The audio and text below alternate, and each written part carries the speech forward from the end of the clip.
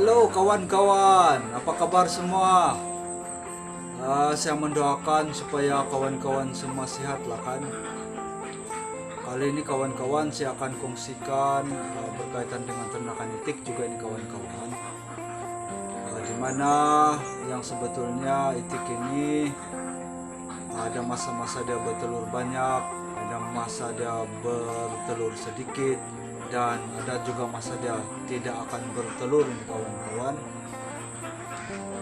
Jadi di masa dia tidak bertelur ini kawan-kawan, pastinya kos kita akan meningkat sebab kita tidak mendapat pulangan daripada jumlah perbelanjaan yang kita buat, disebabkan itik yang kita pelihara ini kawan-kawan tidak bertelur.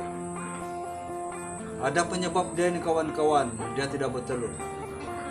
Sebab yang paling utama, saya punya pengalaman sendiri ini kawan-kawan, adalah masa dia tukar bulu ini kawan-kawan. Untuk dia menukar bulu ini kawan-kawan, dia mengambil masa lebih kurang 2 bulan juga ini kawan-kawan.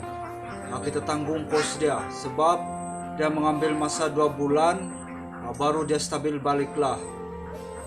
Mungkin dia punya hormon belum lagi stabil, memandangkan dia punya bulu pun belum lagi tumbuh. Jadi penghasilan untuk telur itu memang tidak lah kawan-kawan. Jadi selama 2 bulan itu kita terpaksa menanggung kos yang tinggi, disebabkan masalah dia tidak mengeluarkan hasil ataupun dia bertelur pada masa ini kawan-kawan. Lama itu kawan-kawan, selama 2 bulan. Jadi mungkin ada yang menternak tidak tahu, sebab baru saja menternakkan. Sekiranya kita mengalami masalah seperti ini, kita jangan bimbanglah kawan-kawan, sebab dia akan mula bertelur selepas dia menukar bulu dia itu kawan-kawan. Oke kawan-kawan, itu saya punya perkongsian lah untuk hari ini kawan-kawan. Ini dia kawan-kawan, ciri-ciri apabila kita punya ternakan itik sudah bersedia untuk menukar bulu dia. Kalau kita perhatikan di sini, bulu dia bertempiaran di sana sini nih kawan-kawan. Jadi ini menunjukkan dia sudah mula menukar bulu ini kawan-kawan. Yang sebetulnya situasi yang sama juga, sekiranya itik kita baru mengeluarkan telur, dia akan mencabut bulu juga dia itu kawan-kawan. Macam ini juga cara dia.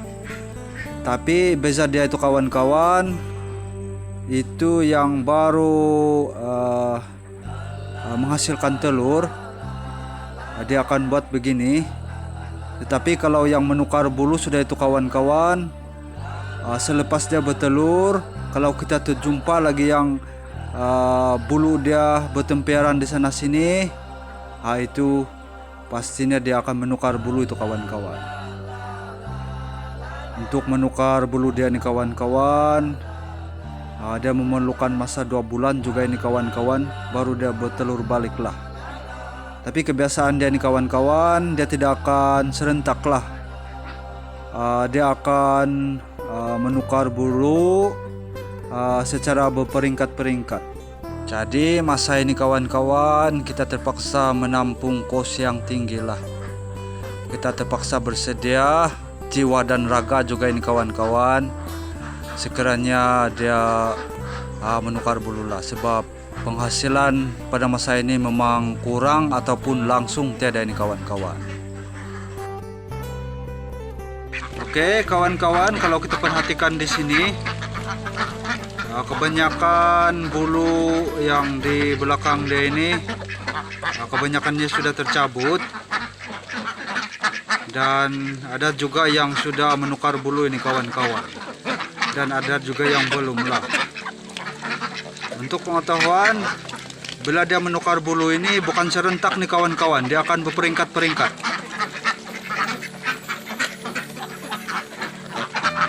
Macam yang ini kawan-kawan, dia sudah tukar bulu, dan yang masih lagi bulu dia itu agak lama, itu menunjukkan dia perlu tukar bulu itu kawan-kawan. Oke. Pada masa ini kawan-kawan, kalau dia tiada telur, harap maklum sajalah, sebab masa dia menukar bulu ini memang dia tidak bertelur nih kawan-kawan. Kita perlu bagi makanan saja, tapi untuk memungut hasil pada masa ini memang tiada lah.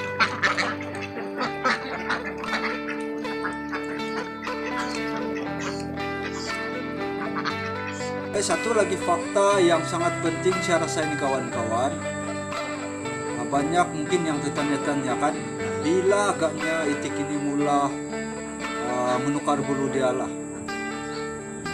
Yang sebetulnya kawan-kawan, itik ini dia akan mula menukar bulu dia selepas 3 bulan dia menghasilkan telur. Daripada hari pertama dia menghasilkan telur, dan dia akan berlanjutan sehingga 3 bulan.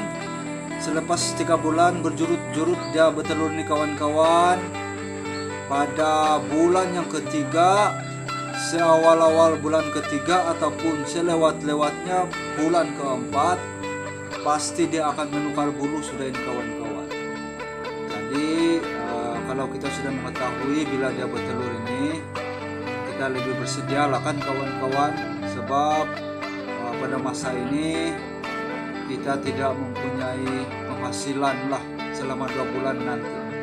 Jadi di sana kita boleh bersedia dan kita tenangkan pikiran sajalah kan kawan-kawan untuk menampung pos dia. Oke kawan-kawan, setakat itu saja saya punya perkongsian untuk hari ini. Saya harap apa yang saya kongsikan ini bermanfaat dan membantu sedikit-sedikitlah kepada yang menternak itik dan yang ingin menternak itik, dan bagi mereka yang ingin mengetahui tentang ternakan itik ini. Oke, setakat itu saja kawan-kawan. Saya mengucapkan ribuan terima kasih sebab sudi menonton video dari Ayunfa. Terima kasih guys.